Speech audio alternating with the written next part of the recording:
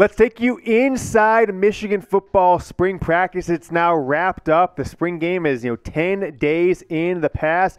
And I'm going to kind of tell you what some things that we've learned both from, the spring game, but take you a little deeper inside what happened all spring long with the offense, with the defense. This offense didn't have Blake Corum, didn't have Donovan Edwards. Who is stepping up? Who's going to be the leaders of this team? And what does the offense and defense potentially look like going into the 2023 season? The Michigan Football Report, folks, is presented by Manscaped. Head over to manscaped.com. Use promo code GOBLUE for 20% off your male grooming products. I got the Weed Whacker here for ear and nose hair. I also got the Lawnmower 4.0. Keeps me trimmed up below the waist. And, hey, some chest hair as well. Before we dive into spring practice recap and take you inside the Michigan football program, I did want to ask a question. It is April, and typically once a month we try and get user feedback, audience feedback. We appreciate you watching. If it's your first time, wait till the end of the show to give us a grade. But if it is not your first time, you've watched multiple times, hell, you've watched for multiple years, give us a grade on the show. We'd love to hear from you. If it's great, A's, B's, of course, are fine too.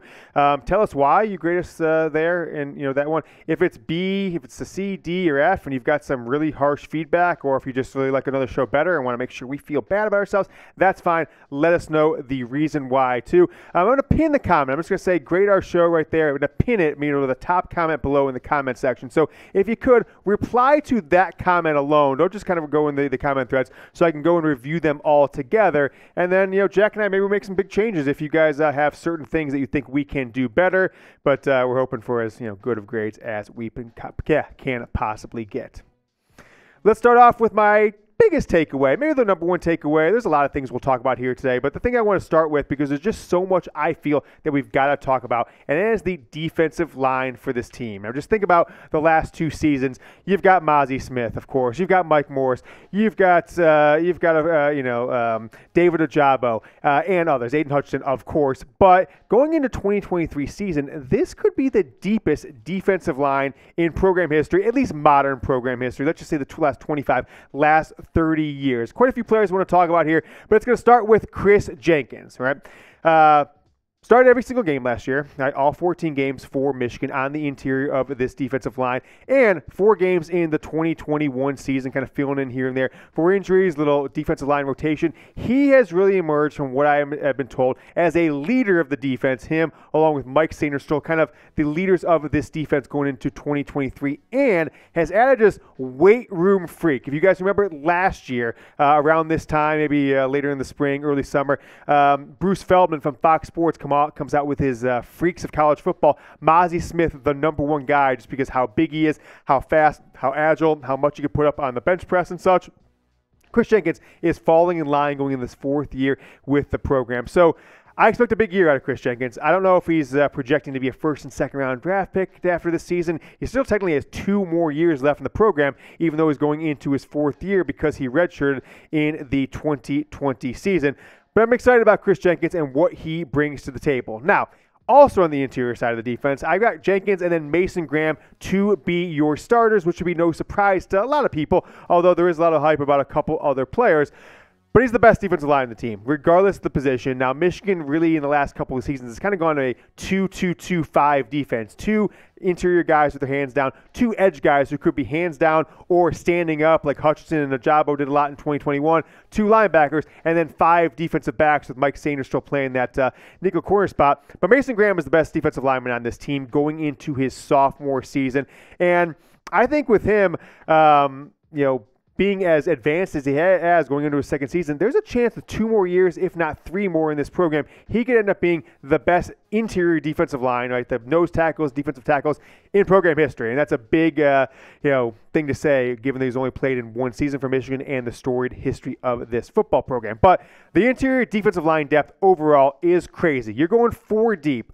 Rayshaun, Trap Money Benny, and Kenneth Grant. Right? they are good enough as backups to be starters for, I believe, 95% or higher of the programs in college football. 130 programs, simple math. That means there's like each guy, maybe there's like 8 or 10 programs that they couldn't start for this season. And, I've said in the past that Michigan's defense and offense, I think their backups, maybe a couple positions on offense, wide receiver and others, quarterback, of course, might not be good enough. But the Michigan defense, I think the 2 deep is good enough. The backups could be a top 25 defense, and that's what you see with this interior defensive line. Kenneth Grant, the number 1 pick in the spring practice, the spring game draft, right? The Michigan captains and coaches, they all drafted players to create 2 different teams. Kenneth Grant, the backup on the interior of the defensive line, was your number 1 pick. Just think about how crazy that is, that the coaches and players felt good enough for a backup to be the top pick in the draft. You saw him make a couple plays where he just absolutely blew up the defense, just completely obliterated probably a second or third string offensive lineman, but nevertheless, his strength and his speed were shown in the spring game. Now on the outside, the edge position, Josiah Stewart, leaving spring practice, right? He is the athletic freak from Coastal Carolina that came over, had crazy true freshman season, like 15, 16 sacks a couple years ago. Little statistical down year in his second season in 2022, but he is coming in as an absolute freak. I think he potentially could be a one-and-done guy at Michigan, play his 3rd season in college football. He left spring leading to be a starter at the edge position with a bunch of guys, Jalen Harrell, obviously Derek Moore, and others trying to get the starting role. I think Josiah Stewart, if things continue on this spring, will be a starter for Michigan when things get kicked off.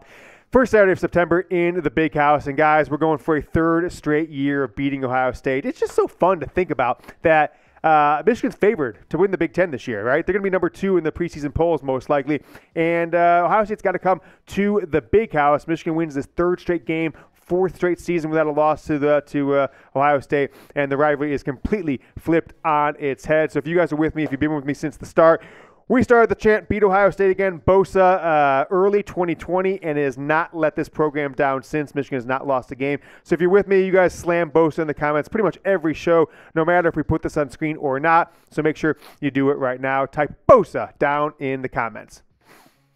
This is JJ McCarthy's offense. He had a chance to really step up with Blake Corum not participating, with Donovan Edwards out this spring, and a new quarterbacks coach that we are going to talk about what this offense looks like in 2023 with junior JJ McCarthy. But I did want to tell you about today's sponsor, and that is Manscaped. The Michigan Football Report is presented by Manscaped. If you know me, guys, you know I love my Manscaped products. I want to point out a few of my favorites. The Weed Whacker 2.0, when you get a little bit older, you kind of like, what, do I have a booger in my nose? No, it's like a nose hair coming out there. You got to get in there with this bad boy, the Weed Whacker 2.0. Trims the nose hairs, trims the ears hairs if you have them. Lawnmower 4.0. From the neck down, this is the way to go. You don't want to be a hairy jungle down there. You want to add a little visual ins. You trim up with the Lawnmower 4.0. Or my favorite, you guys notice? Huh? Fresh shaved beard? That is this bad boy, the new beard products from Manscaped. Check them out. Just put this bad boy on. I trim it down to the skin, but nevertheless, and then I use the actual razor. You got a beard like a pro with Manscaped's new beard hedger. It's tax season here in the United States. You know what that means. It means that Manscaped is here to make sure your paperwork is done and your boys downstairs are having fun. Make sure you spend your tax return money on the most important things this year, like family, friends, and ball deodorant. Join the 8 million men worldwide who trust Manscaped by going to manscaped.com for 20% off and free shipping when you use the promo code GOBLUE. No spaces, promo code GOBLUE. The link is down in the comments and the description. As always, just want to remind you guys, the products I use all the time. In addition, in the shower, I've got the Manscaped shampoo conditioner, the Manscaped body wash. I've got the Manscaped deodorant, but these bad boys, Lawnmower 4.0, I've been using for a few years. This one, Weed Whacker 2.0, the last year or so, I'm really loving this one, the new beard hedger from Manscaped. Trim that bad boy up. Make sure you're not looking all scraggly if you want to keep your facial hair looking fresh.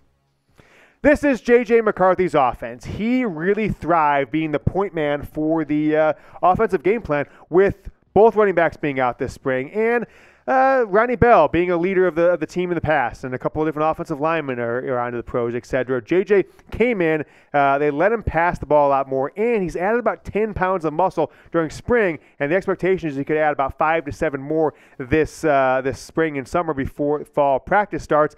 I am projecting a big year for JJ McCarthy this season. Let's take a look at my projected JJ McCarthy 2023 stats, right? Where am I getting these stats from? I really just kind of looked at where things shook out the last few games of the year and projected forward a big second-year bump that we've seen from Jim Harbaugh quarterbacks in the past. I mean, hell, most notably, of course, Andrew Luck, his second year starting with Jim Harbaugh, went from like 13 touchdowns to 35 in the course of one season to the next. I'm projecting him to add about 6-7 passes per game, so a big jump up from about 300. What do you have last year, Jack? 304 or something like that? 320 passes or so last year, and I've got him projecting to go up to 390 this season for the Michigan offense. How many?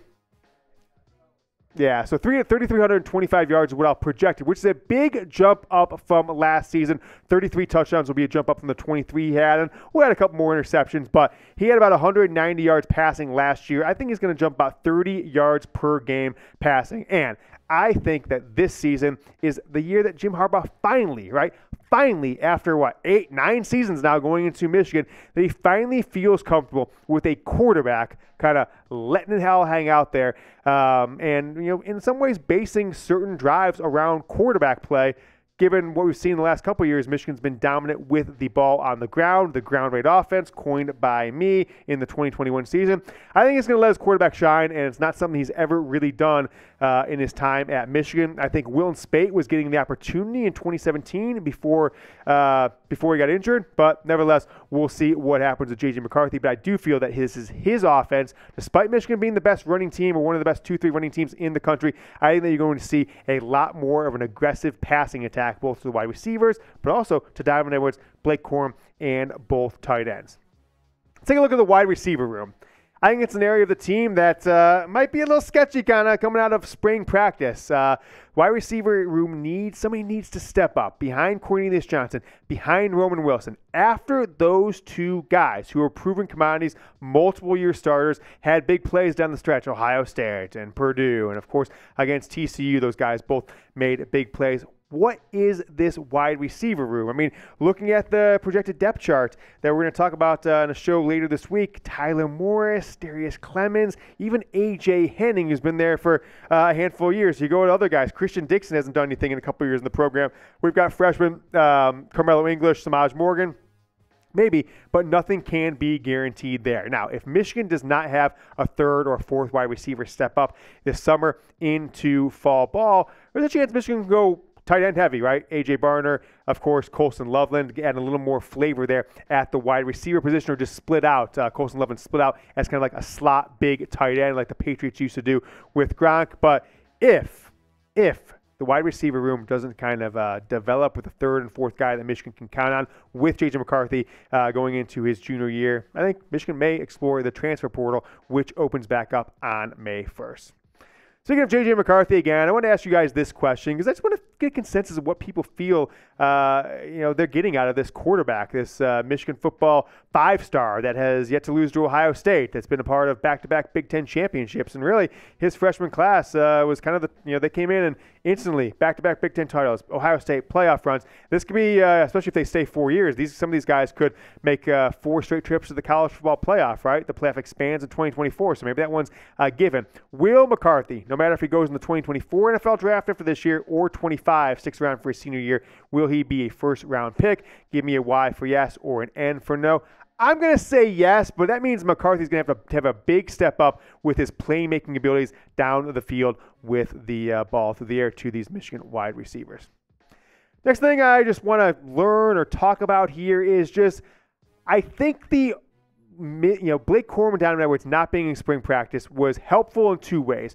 It allowed McCarthy to develop more passing routes to his wide receivers downfield. I think you're going to see better play out of Cornelius Johnson, Roman Wilson for sure. Also forced the backups, Benjamin Hall, the true freshman, should be a senior in high school, forced Michigan to give number 1 running back reps to other guys with both these players out. But given that they're not there, and you've got a new quarterbacks coach, and maybe you've got a different offensive philosophy with Matt Weiss out there, is Michigan going to struggle to change the playbook to get Corum and Edwards in the ballgame together? Take a look at their stats from last year. What's interesting about this, as you would know if you watched every game last year, is majority, right? More than 50% of these stats happen in games where the other one really wasn't playing, right? Diamond Edwards got hurt in the Hawaii game. That was not for a few games. Then it came back, and they were both healthy for the Penn State. Boom. Went for like 400 yards and a few touchdowns combined. It was an absolutely epic performance. Then Edwards gets hurt again. A few games without him. Corum gets hurt against Illinois. Edwards comes back for Ohio State and Purdue and TCU. Corum's not playing. So they only had a few games where they played with each other. The first game of the year doesn't count. Michigan had its starters sitting by halftime. So will the offense struggle to put together plays in the fall camp in August or into this season? Playbook creativity was objectively limited without them in spring. And you're not going to put together plays for Benjamin Hall and Cole Cabana to run with them both being on the field at the same time. What Michigan wants to do, I believe, from what I've been told, and what they need to do to maximize this offense is get these guys on the field 20 times a game together. Let's just say Michigan is, 70, 65 plays an offense a game. Corum Edwards need to be on the field together 20 of those plays, 1/3 of the plays, to make sure the defense has to cover the entire field. You don't know if one of them's getting the running, the ball. You don't know if Diamond Edwards going out for a pass, run, or if he's going to roll out and pass the ball like he did in the Big Ten Championship game in 2021 against Iowa. Michigan needs to do that. That is maybe the one downside of not having these guys in spring practice, is they weren't able to roll any of those kind of creative new plays that I think they've got planned for this upcoming season. Let's take a look at the September schedule, right? Once again, Michigan will have a schedule that all of college football will mock early on in the season, but I don't care, right? I don't care at all. I think it really helped them, helped transition to JJ McCarthy as the new quarterback in the second game this year, got Michigan, the ball rolling, and didn't really have to suffer potential for a loss at a big out-of-conference games like, Ohio State did in 2021 against Oregon.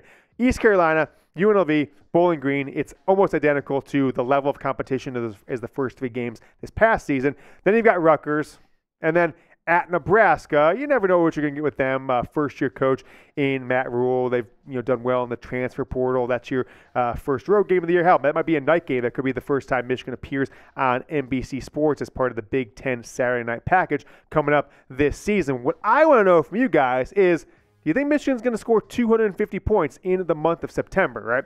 The prior record was like 208 points. As we said last year, it was 208 points in 2016. Now they got 5 games this year, all against suboptimal competition, or just like under-talented competition, including Nebraska, including Rutgers. Will Michigan come out of the month of September 5 out of 12 games into the regular season, averaging 50 points a game? To put that as the number, give me over 50 or under 50, 250 points in those 5 September games. Go down in the comments and let me know.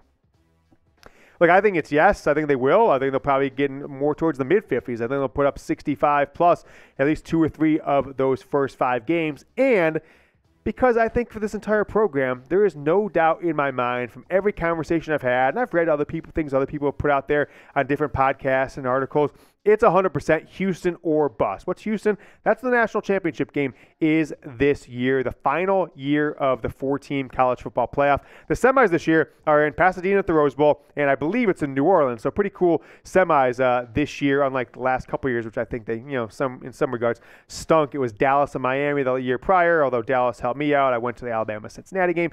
And then this past year was Phoenix, and what was the other game? It was Atlanta, right? Yeah, it was Atlanta. Okay, cool. I think New Orleans and Pasadena, much better cities if you want to go travel for the semifinal games, but it's not about that this year. It is Houston or bust for this program. We're going to talk about that a little bit more in a second, but did want to tell you guys, we're back live on Friday. We told you a couple Fridays ago with the Jaden Davis. Because of the great response to that show, we do more live shows out of spring football and into the summer. So we'll try and shoot for maybe 2 per month going forward, and then August it'll be weekly or more after that. So join us Friday, 2 p.m. Eastern. We're going to go over the offensive and defensive depth chart, dive big time into the transfer portal and Michigan football recruiting. So make sure you guys subscribe to the channel, youtube.com/Michigan TV. Coming up this season, Michigan has the ability to lose one game, I think, and still make the college football playoff, even if they don't win the Big Ten, kind of like Ohio State did last year. Don't expect that. That's not the expectation of this program. But what they can't do is go into the semifinals and lay an egg like they did against Georgia last year, and they did for the first, 45 minutes of the TCU game for the most part. Now, we all talk about the blown calls in the first half, the stupid play calls inside the 5. All that doesn't matter this season. They've got McCarthy, Edwards, Corum, the deepest team I've ever seen in a Michigan football uniform in my lifetime, and it is 100% Houston or bust. I'm putting that out there. If they don't make it to the national title game, I think this is a disappointing season for this program. So that is the 5 things I've learned coming out of spring practice. But I want to know from one more time from you guys, how would you grade our show? Give us an A, B, C, D, or F. If you want to use A+, that's fine. If you want to use A- or B-, C-, that's okay too. But just leave a few comments why you gave us the grade if you want to, but your grade is all that we ask for. Reply to the pinned comment right beneath the video so we can kind of add all those grades up and maybe give ourselves a score that we'll talk about later on in the week. Until I see you guys on Friday, go Blue.